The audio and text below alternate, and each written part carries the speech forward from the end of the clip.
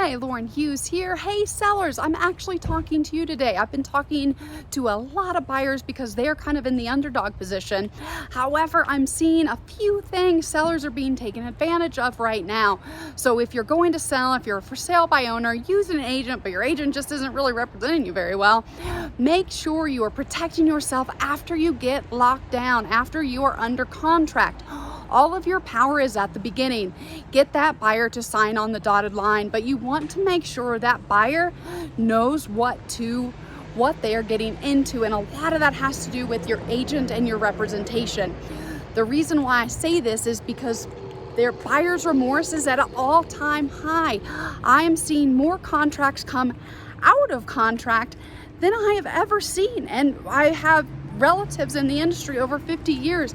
We've never seen so much buyer's remorse. So make sure when you're making the deal, to your best knowledge, make sure that buyer, they understand what they're getting into.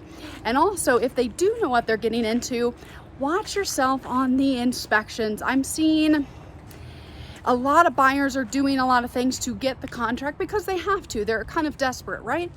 But I'm also seeing investors go in, use that to their advantage, lock the seller down when the seller has all the power. But once you get under contract, then it's a little bit more on the buyer side. And so I'm noticing investors are then ripping apart the inspections, asking for a lot of repairs, or basically leveraging the fact you don't want to put your house back on the market. And so they're going in very aggressive with the inspections, or appraisals. Usually you'll have an appraisal gap, or you should be advised at that, or something of that nature to protect you. But just because it's a seller's market doesn't mean you're completely protected, and it doesn't matter what you do. Make sure you reduce the buyer's remorse with the buyers, and that comes down to representation and them knowing what's going on.